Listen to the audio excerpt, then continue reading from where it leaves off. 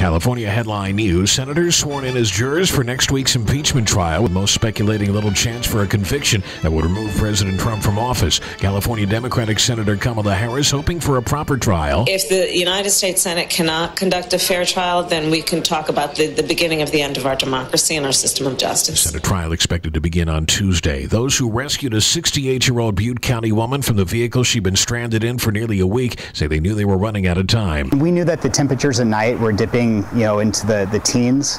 And so we knew that this was a race against the clock. Dan Newman with Butte County Search and Rescue. Paula Beth James of Oroville had been missing since January 9th. Her car spotted by a helicopter crew Wednesday afternoon. She was conscious, taken to the hospital for observation. Her family says she suffers from dementia. The E. coli outbreak linked to romaine lettuce from California is officially over. Centers for Disease Control declaring it over Wednesday. The outbreak began in September in Salinas. Jeff Scott, California News.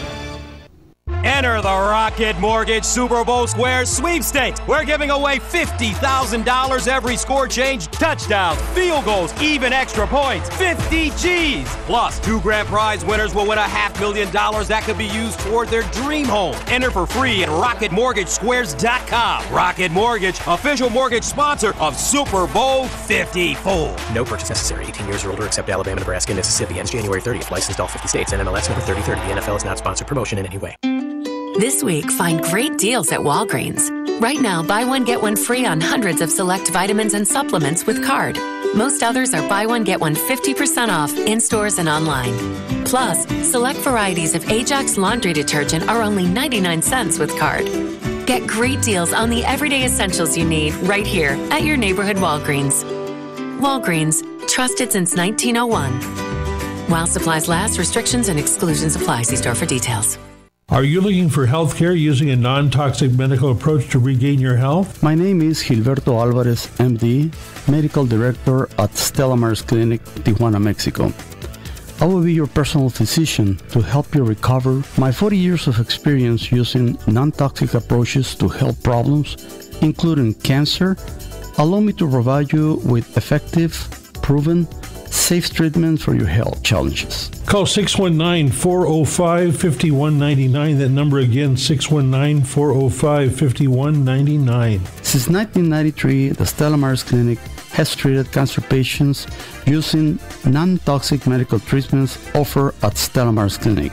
Call 619-405-5199. That number again, 619-405-5199. The Stella Maris Clinic in Tijuana, Mexico, 5 minutes from the U.S.-Mexico border.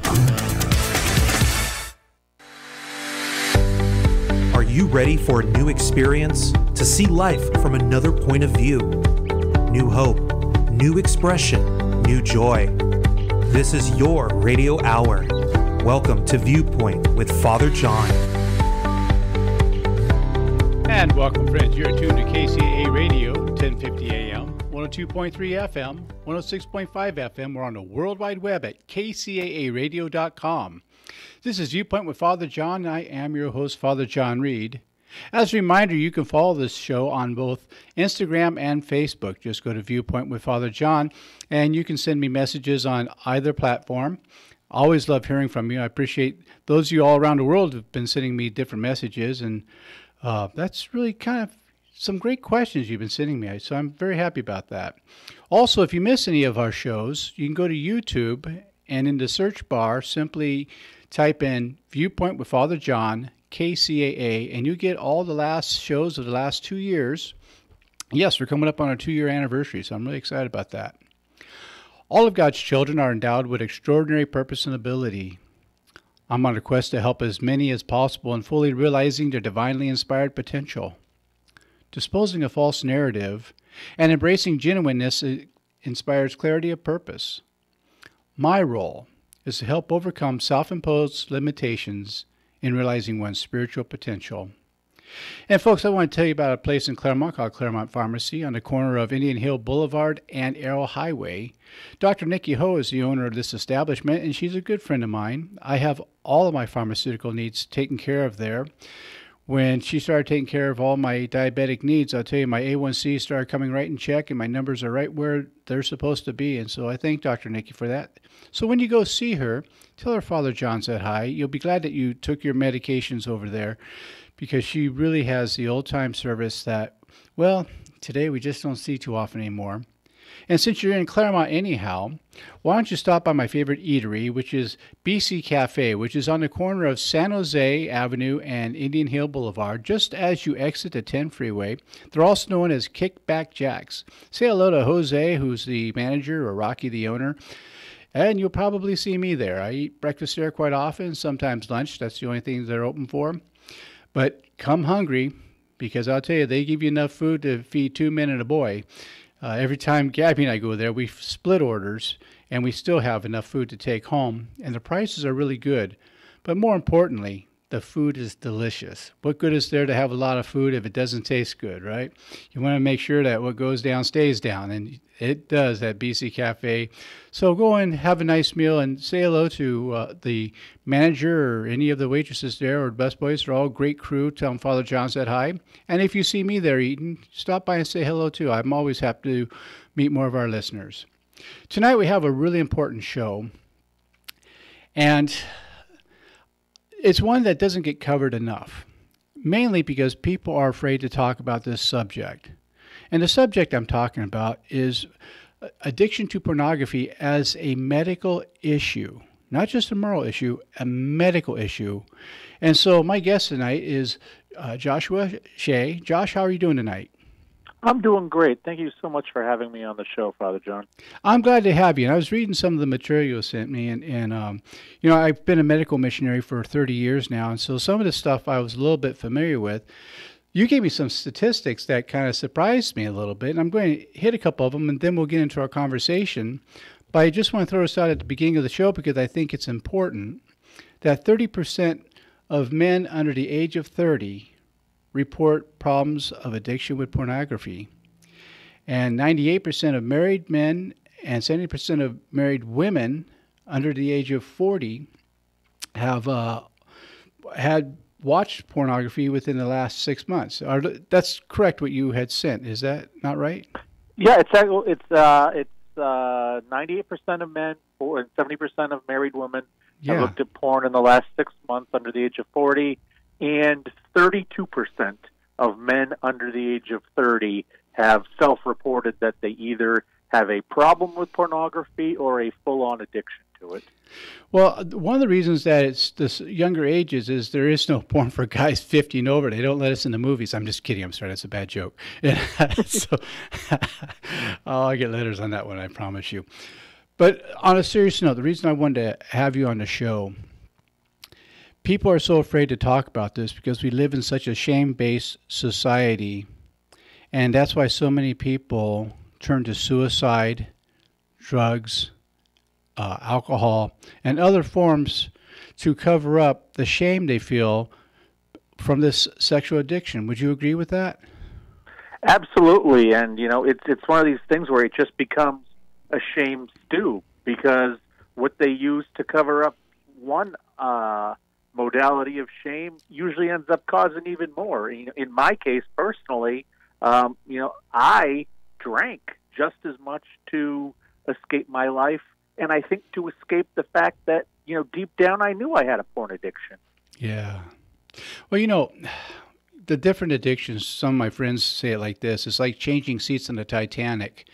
The boat is still sinking. You just have a better view. And it can feel like that, too, because your life is out of control. And people say, well, just pull it together. Well, if you can just pull it together, it's not an addiction. There's a difference between someone who looks at something casually and somebody who has an addiction. An addiction takes you over. You don't take it over. And, would you like to share some of your experience with us? Would you? Yeah, absolutely. And one thing I'll say before I share my story is for those people out there who don't understand addiction, I actually developed a very simple experiment for them to run. And they can start this tomorrow morning. I urge people to do it on just any random day. Don't really plan for it because you don't plan for addiction either. In the morning, take your cell phone and find a Post-it note. Turn your cell phone volume all the way up, and then put the Post-it note over the screen. And then for the rest of the day, keep your phone next to you, but you cannot look at the screen. And I promise you, with every little ding, every little chime, every little ring, you're going to feel a tiny little tug of dopamine because somebody has something to say to you. Maybe they're liking your picture on Facebook or they're just sending you a text. I can promise you 99.9% of the time it's not an emergency. You don't need to look at it right away, but you are conditioned. You have an addiction to your phone to look at it. That's hit so many people in our society today, and I have had so many people tell me that they have tried to do this, and within an hour or two, they cannot continue with it. And basically, that's how I try to explain addiction to people, is that you just get the need for that little hit of dopamine in your head, the oxytocin. That's how I was going to go, the oxytocin. Right. Go ahead, I'm sorry. The other pleasure center chemicals that basically take you over. You know, the idea behind addiction, whether it's sex or drugs or porn or gambling or whatever it is, it's all kind of the same thing. You're all just trying to scratch that itch way back in your head, even though you know it's bad for you. And you continue to make promises to yourself. You continue to claim that you don't have a problem to others and to yourself when you know deep down you do have a problem, but you can't do anything about it. That's truly what addiction is. And that's one reason it's important you mentioned the oxytocin, because the oxytocin does give you the euphoric feeling, the sensation. And a lot of people don't know this is some reason that police officers and firefighters become adrenaline addicts, because it releases the oxytocin in the brain, causing that stimulation. It's almost like a synthetic heroin. So absolutely, and I mean you find that in athletes, you find that in especially extreme athletes who do, like, you know, you say, why would anybody climb the face of a cliff? Well, because they're getting that little rush of adrenaline and rush of oxytocin that they want. They're addicted to that. And you know, we can, you know, talk all night about what's a good addiction or good habit versus bad habit, but ultimately, when you are when you know that there are going to be negative consequences to engaging in your behavior or your substance, yet you cannot stop yourself, that's really the definition of addiction for most people.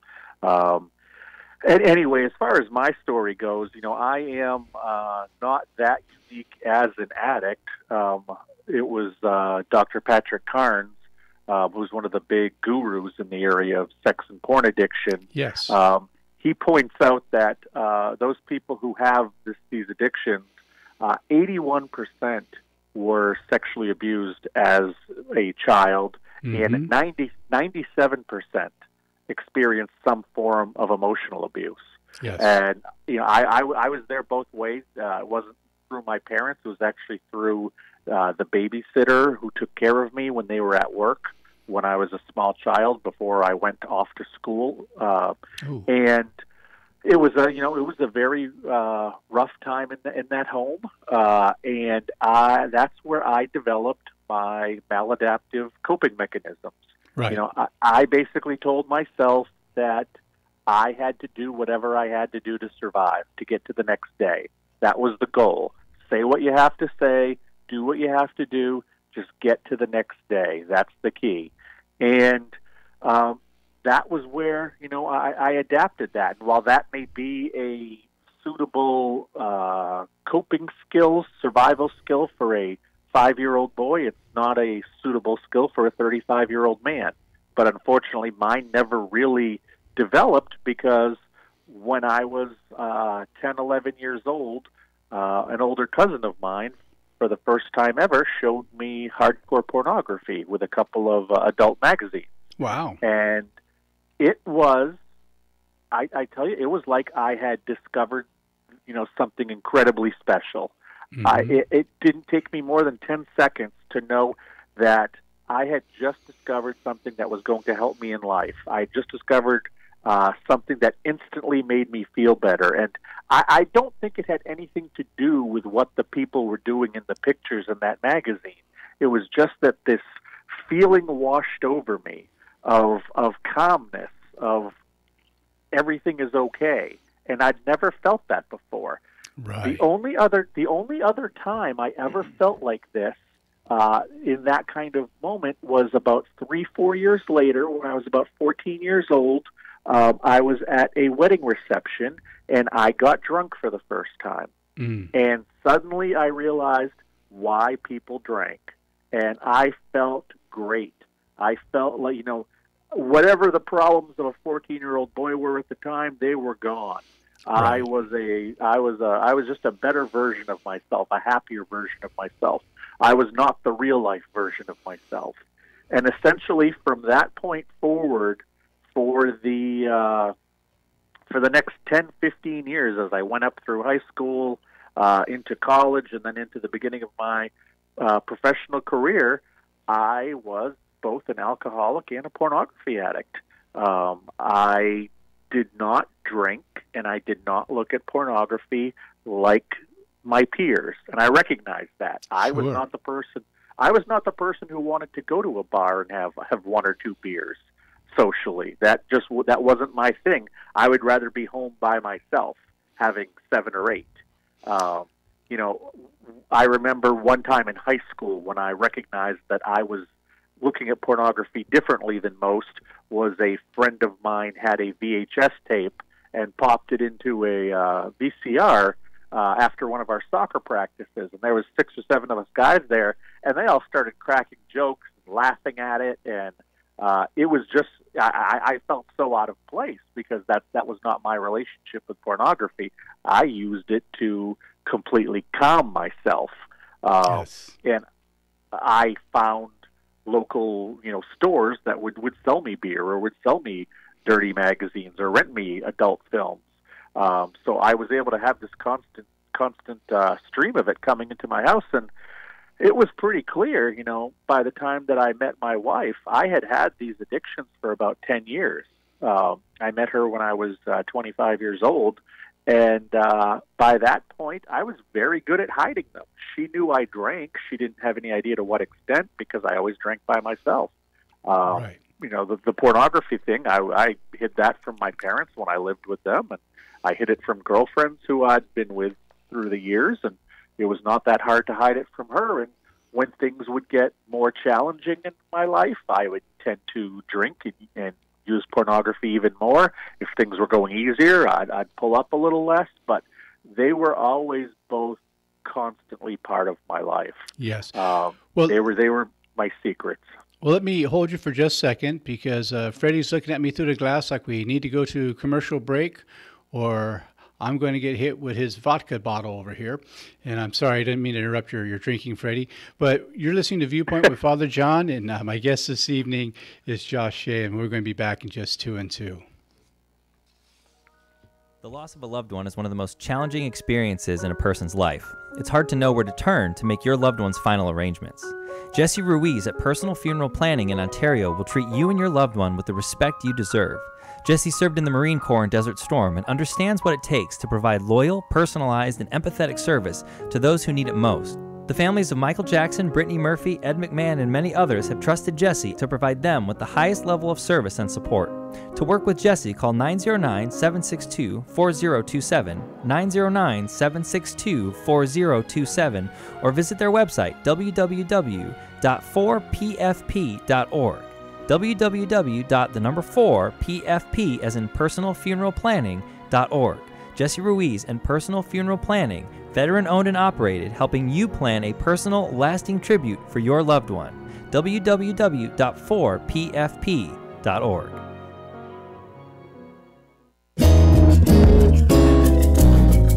Medical scientists worldwide are encouraging people to eat more fish. Most American diets are low in cold water fish that are abundant in important omega-3 oils. DHA and EPA are the vital components of fish oil that provide healthy benefits. Not only are they crucial for brain and vision development, they're very important for cardiovascular health. Carlson, America's leading Norwegian fish oil brand, specializes in both great-tasting soft gels that are easy to swallow and fish oil liquids that don't taste fishy. That's right, Carlson provides the most extensive line of fish oils to meet all your needs. You can take Carlson fish oils with confidence, for Carlson fish oils are tested for purity, potency, and freshness. Ask for Carlson Norwegian fish oils today. That's right, ask for Carlson Norwegian fish oils today. Now, here's a new concept: digital network advertising, where businesses display your ad inside their building. If a picture's worth 1,000 words, your company is going to thrive with digital network advertising. Choose your marketing sites or jump on the DNA system and advertise with all participants. Your business ad or logo is rotated multiple times an hour inside local businesses where people will discover your company. Digital network advertising, DNA, a novel way to be seen and remembered. Digital network advertising with networks in Redlands and Yucaipa. Call in the 909 area 222-9293 for introductory pricing. That's 909-222-9293 for digital network advertising. One last time, digital network advertising, 909-222-9293.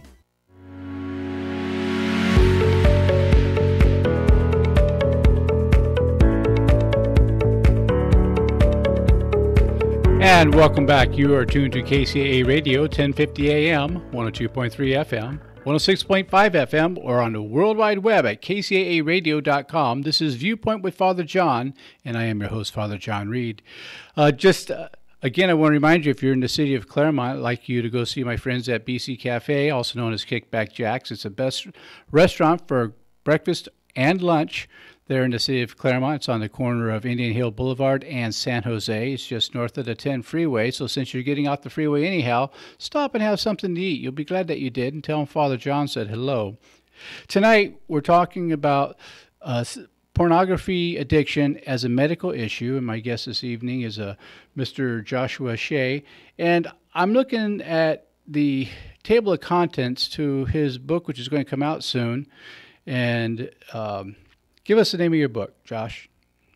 The book, it actually has just been released. It is called He's a Porn Addict, Now What? Right. An expert and a former addict answer your question. And basically what I did was I teamed with a licensed marriage and family therapy provider out of the Sacramento area. And he and I took the 65 most frequently asked questions that partners, usually women, but it can be anybody, that partners have when they find out that their loved one is a porn addict, and what to do at that point. Because unlike most addictions, if you find out that your husband is a heroin addict, you usually don't ask, well, what is it that I did to drive him there? Right. Or if you find out that your boyfriend is a gambling addict, you usually don't think, is this because I'm not enough in the bedroom? But with pornography addiction, those are the kinds of questions that pop up. And the partners, usually females, they suffer what's known as betrayal trauma, which can be absolutely crippling for years if not dealt with correctly and dealt with, with a professional.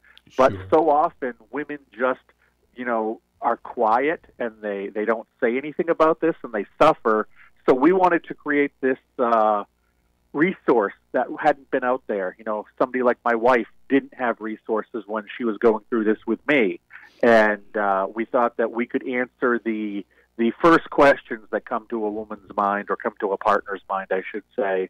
And that's why we produced this book, which is now available on Amazon. Well, I'm going to go through your table of contents in just a moment, but I wanted to go back with something you just said. because there's another part there that I think I can add to, as someone who does professional counseling as part of being a medical missionary.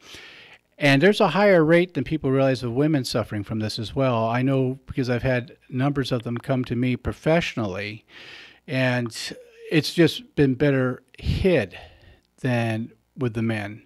It's been my experience. And absolutely. And also a greater shame among women, and that's why it's been a greater hide. And what they go through is just devastation. And what makes it worse is some of the people I've dealt with, instead of their spouse being concerned that their wife is struggling with this addiction, sometimes the response is they get excited and say, well, let's watch together, because they're looking at what they might get out of it. And, it's like trying to outdrink an alcoholic. First, it seems like it's going to be fun between the couple, and next thing you know, somebody's dead. So your chapter 1 is titled, My First Questions. You want to talk about that for a second? Yeah, it's like when any traumatic event happens, most partners find that they just simply can't believe this other person is an addict. Mm-hmm. They just can't, because they thought that they were, whether they were married in or a long-term relationship or even a short-term relationship, this is not the person they knew. And if this is not the person they knew, what else don't they know about them? Right. That's one of the big things is, how much of our life together is a lie. That's one of the first questions. Another, early question is the addiction even real? Mm-hmm. It sounds, a lot of people believe it's the kind of thing that celebrities have just used as an excuse for bad behavior for many years. And of course, you're also looking at what happens next. Now that I know that this person has this problem, what happens next? Because like you mentioned, the partner who gets excited, they don't recognize that this person is actually very ill, and this person isn't engaging. And I can, speak for my own experience here. I was not engaging in pornography because I just wanted more sex, or I just wanted more intimacy, or, I wanted to be with more women. It was genuinely something that I needed to get through a day, because I couldn't sit in the room by myself at the end of the day without either drinking, using pornography, or both, because I couldn't just be with myself. And yes. It had nothing to do with any type of sexual activity that I wanted. I make the joke sometimes that, or it's not exactly a joke, but I'll tell women that, your husband who has suddenly revealed himself to be a pornography addict, a lot of times they will blame the wife for not being enough, or they'll say that their wife has driven them to this pornography, which is absolute BS. It's not true. But I always tell the woman, you could bring 2 women to bed the next day, and you're not going to cure him. All you're going to make him want is 3 women the day after that, because it really doesn't have to do anything with the sex. Like Right. every other addiction, the addiction is a symptom of a deeper problem, which is usually trauma. Well, I usually tell the people that I deal with, I say, think of the 3 C's at all times. You didn't cause it, you can't control it, you can't cure it, which is very important. In Alateen, they have a pamphlet of do's and don'ts for children of alcoholics. And one of them that I read years and years and years ago said, don't take it personally when the alcoholic blames them for your drinking. They'll use any excuse. And that's within the addiction. Because when you're in the midst of addiction, it's hard to have introspection as to really what's causing it, because the addict is usually just as baffled as the person watching the addict. They're not doing it because they want to. They're doing it because they cannot not do it. And so that could be a real problem. And something else that a lot of people may not realize is when you really get caught up in the addiction, it can also lead to impotency at some point. And so you look for stronger forms of pornography. You look for harsher stuff to get excited, to get the oxytocin going. So did you have to deal with that at all?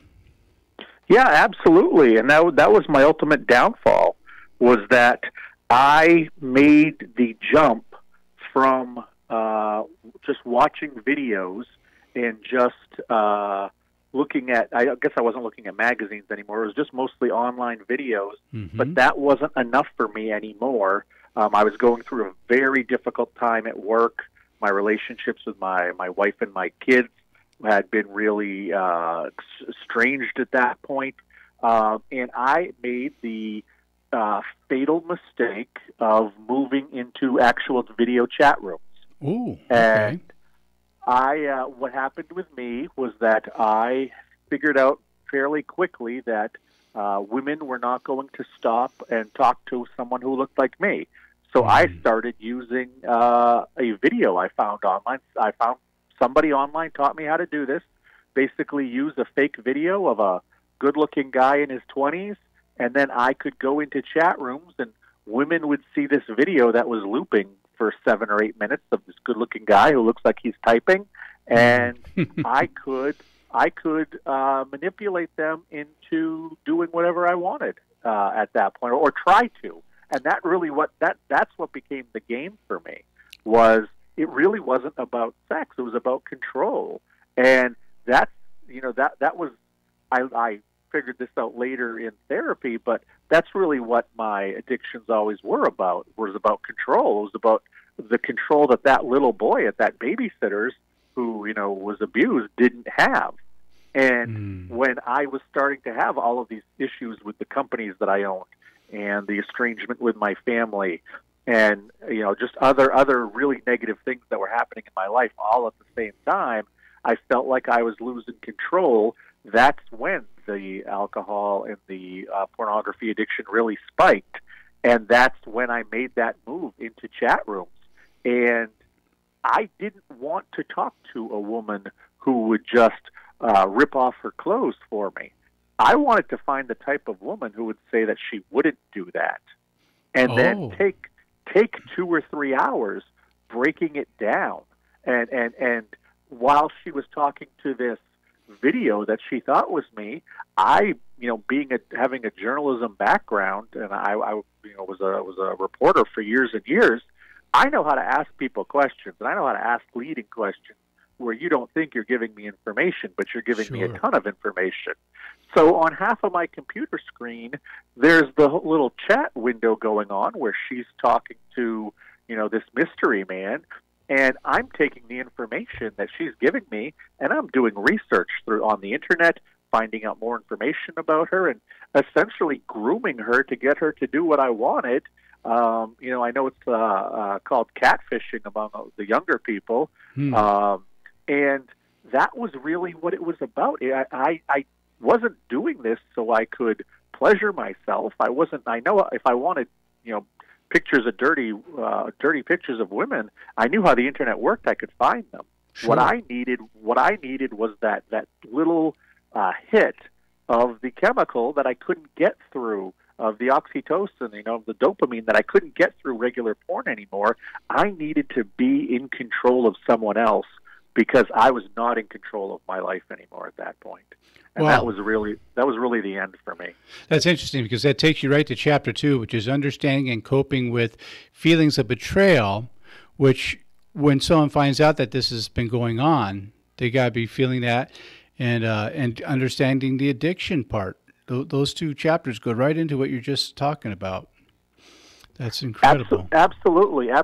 And I remember, going through those early questions with my wife, and how much do I tell her? Should I tell her my whole history? Should I tell her what it was I was, doing online at the very end, in the last couple months of my addiction, when it reached that critical point? How much do I let her in now? And how does she play? What role does she play in the recovery process, if any? These were all really big questions that we both had, and unfortunately, in early 2014 was when I first got sober.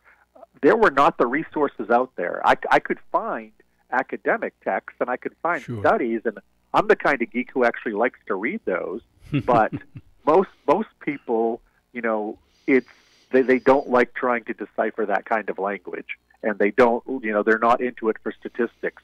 They just want to know, now I know that my husband of 10 years has been looking at pornography every day, and I hate pornography. Where do we go from here?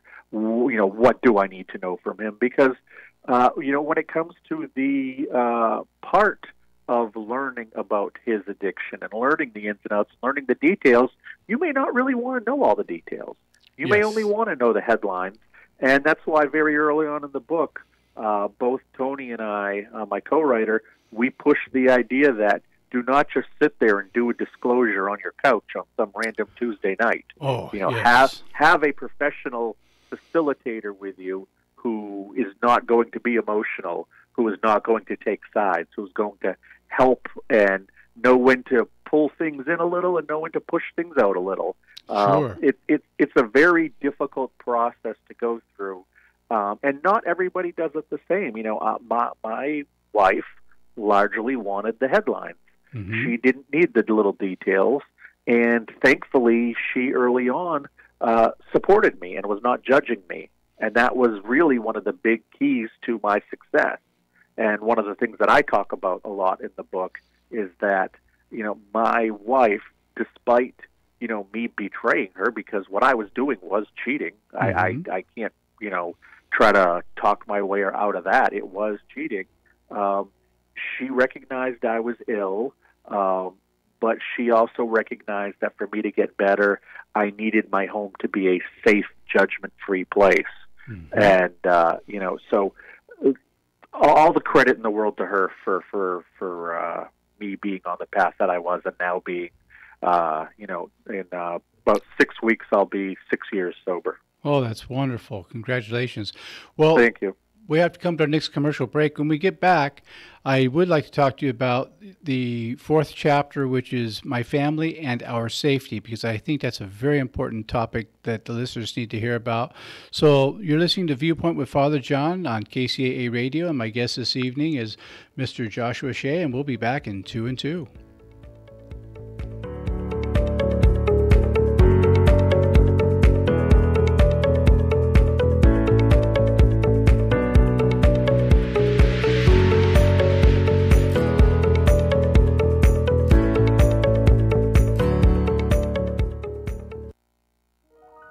The loss of a loved one is one of the most challenging experiences in a person's life. It's hard to know where to turn to make your loved one's final arrangements. Jesse Ruiz at Personal Funeral Planning in Ontario will treat you and your loved one with the respect you deserve.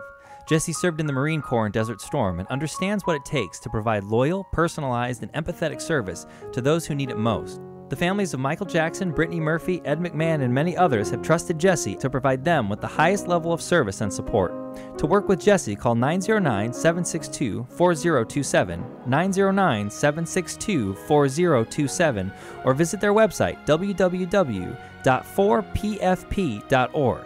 www.4pfp as in personalfuneralplanning.org. Jesse Ruiz and Personal Funeral Planning, veteran-owned and operated, helping you plan a personal, lasting tribute for your loved one. www.4pfp.org.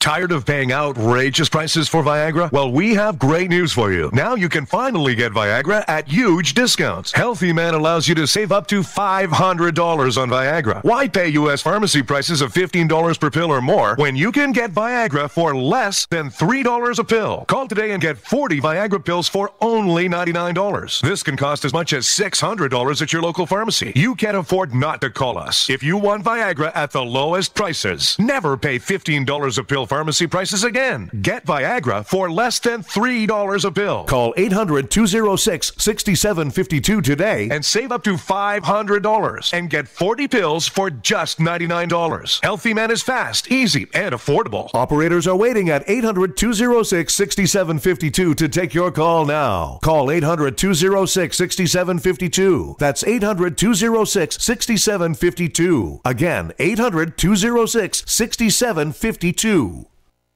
It's time to say see you later, alligator, to embarrassing and troublesome issues with your skin, nails, and hair with all-natural Cayman alligator oil. Cayman oil is locally made, right in Louisiana, where people have been using alligator oil for centuries to treat all kinds of ailments. A drop a day of Cayman oil can help you say, "See you later, alligator," to athlete's foot, nail fungus, acne, eczema, rashes, dry skin, cuts, infections, MRSA, scars, burns, sunburns, and even ingrown hair and dandruff. If you or someone you know is tired of suffering with any of these skin, nail, and hair troubles, you need to visit mycayman.com to learn more about 100% natural, non-toxic, hypoallergenic Cayman oil and get a bottle today. Say, "See you later, alligator," with Cayman alligator oil at mycayman.com. That's mycayman.com. mycayman.com.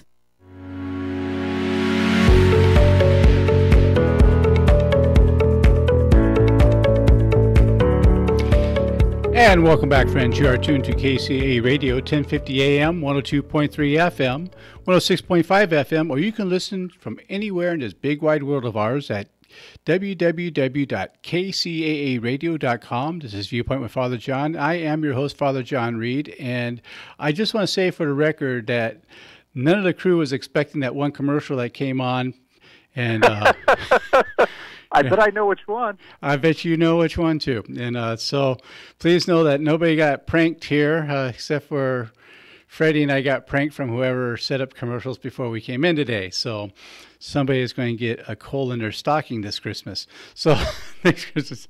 Anyhow, when we left, that's probably exactly who we should be talking to, though. So it might be perfect.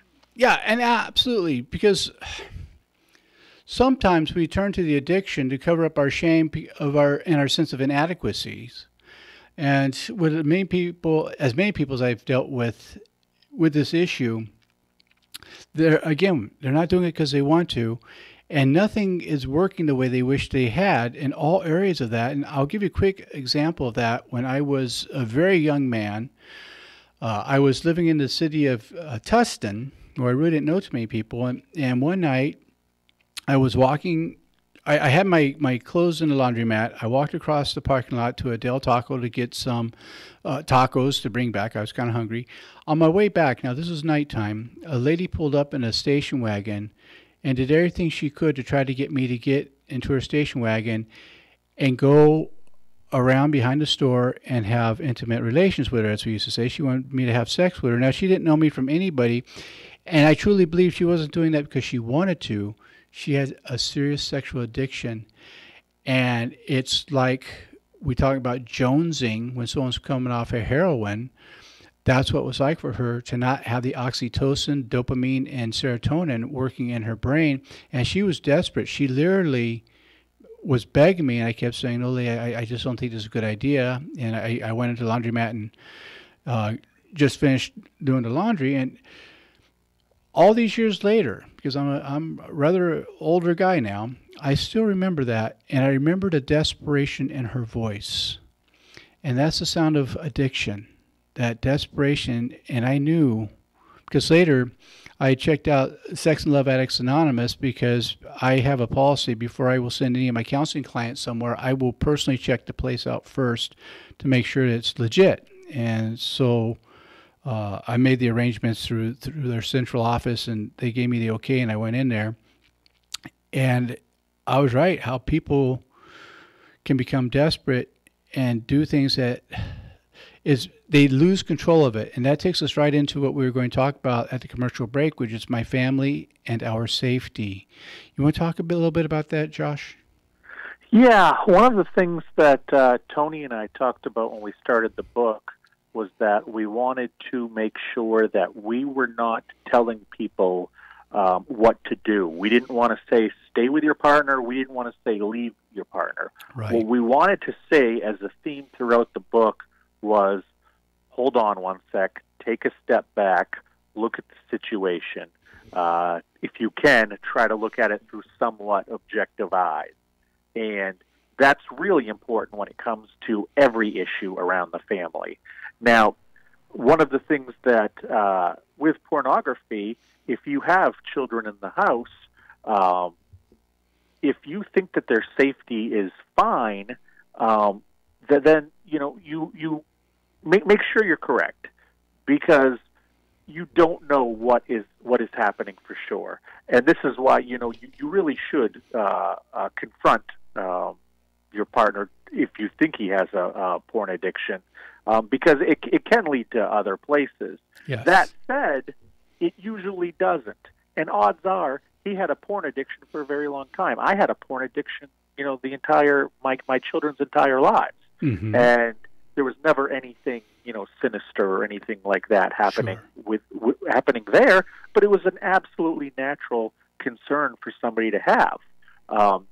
But my wife, instead of acting rashly, took a step back, asked herself, was there any time that I had ever put any of the children in danger? And the answer was, of course, no, because there really is no connection between child abuse and looking at pornography that's been made through science.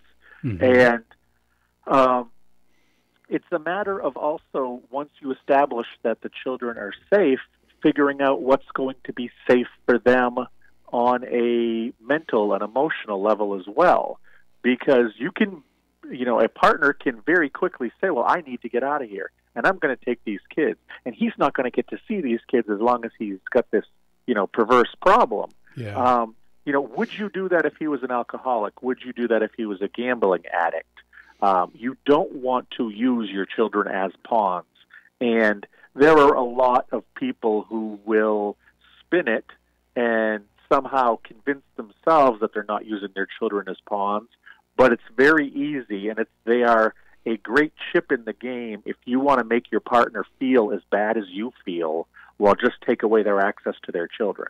Oh, absolutely. Absolutely. And that's one thing that we drive home there is don't use the children. Once the children are safe, make sure that you don't use them as pawns. And we also talk about other issues that pop up, like should you mention this to your adult children if that happens to be the situation?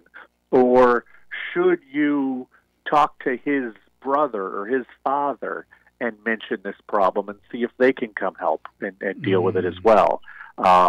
It's really, when you're a family, you are a unit. And when one of you gets sick, all of you get sick. Sure.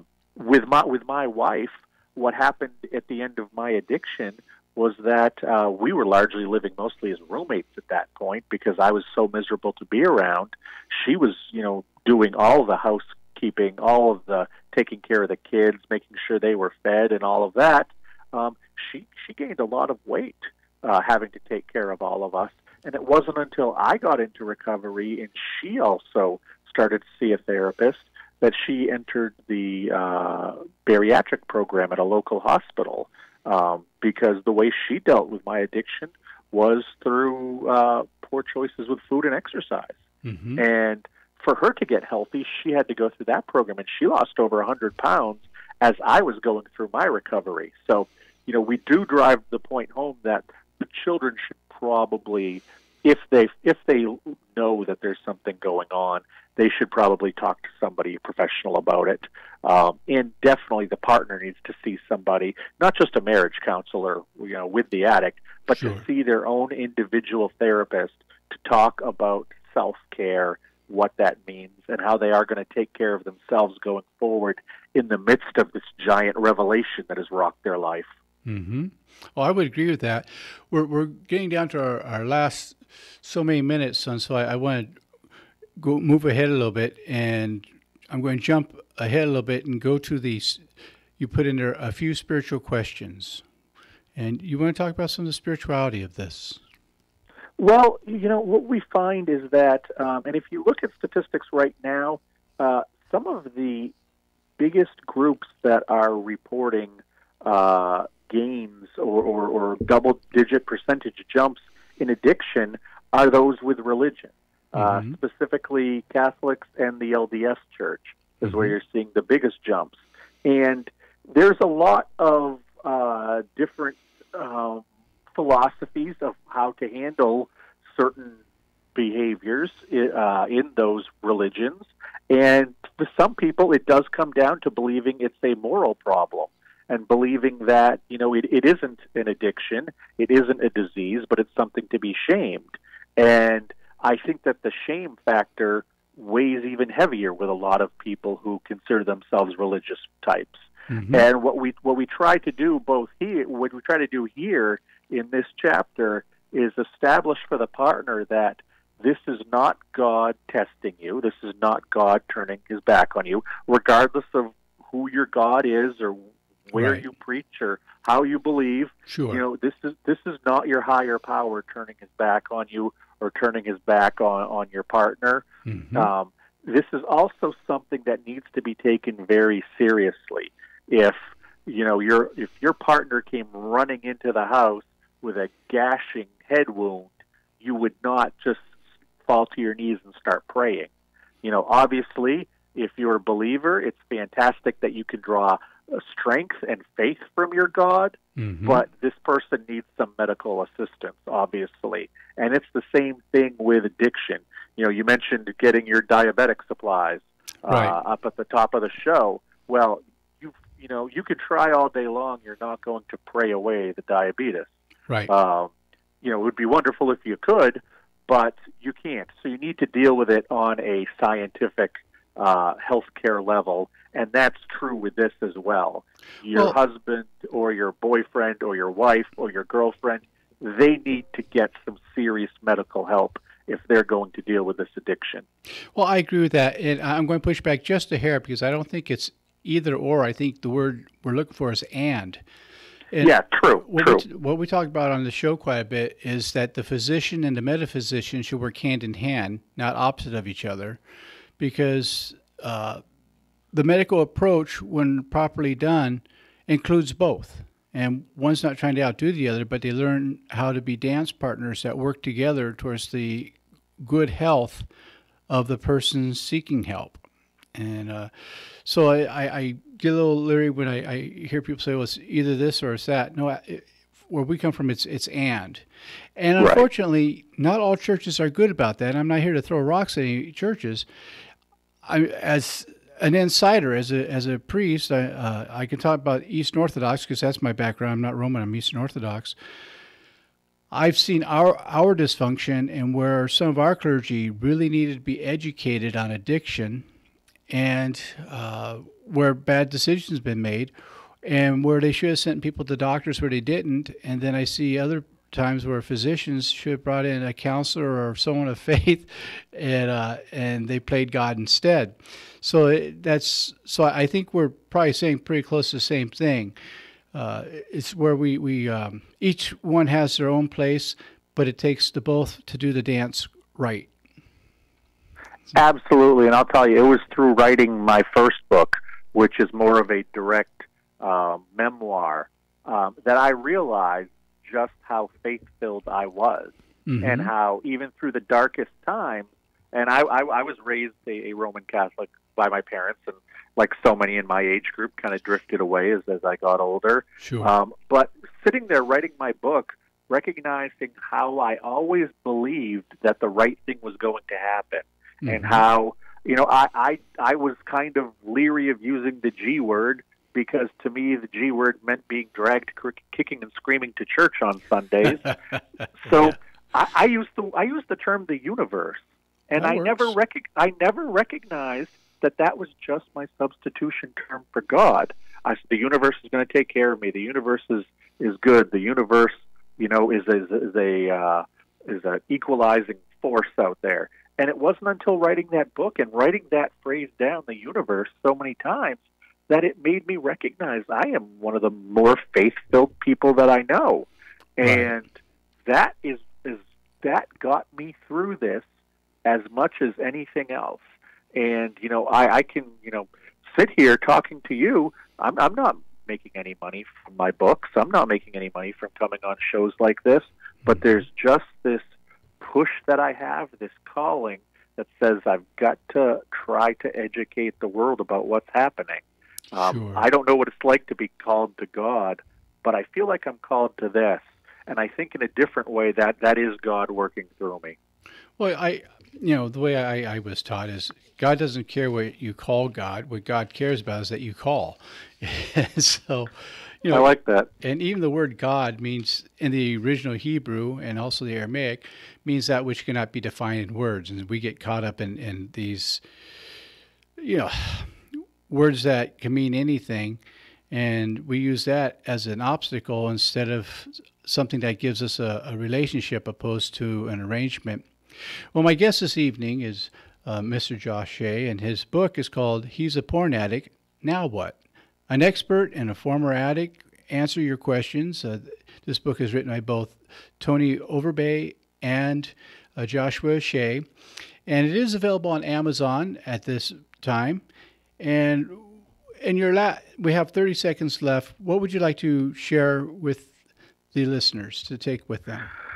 Well, ultimately, if you believe you have any kind of addiction when it comes to pornography, get some help before it gets too late, like, it basically did with me. And if you need any more resources, I have a web page that I update regularly. There's a lot of resources on it. You can get my books.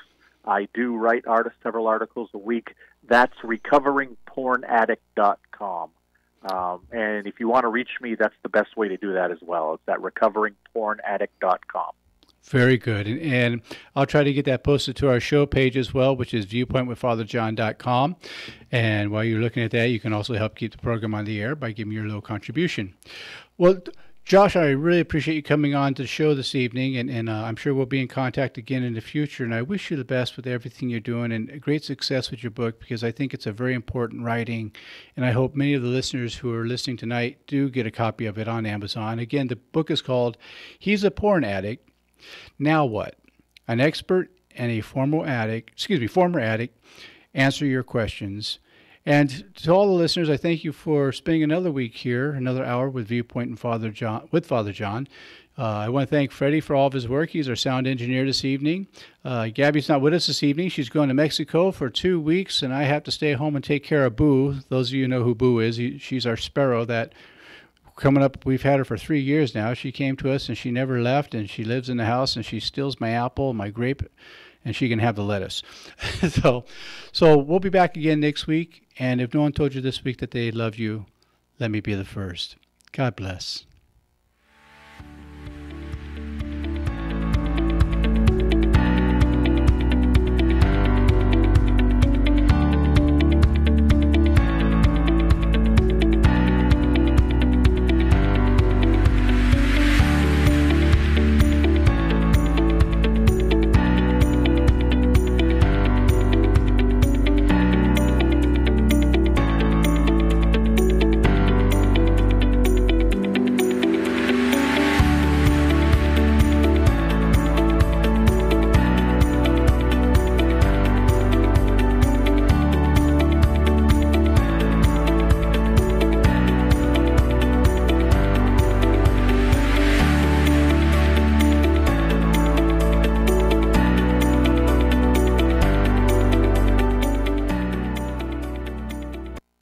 It's time for NBC Radio News on KCAA Loma Linda. Brought to you by Green Kong Dispensary, the Inland Empire's finest curated medical and recreational dispensary. Google greenkong.com. 102.3 FM and 106.5 FM.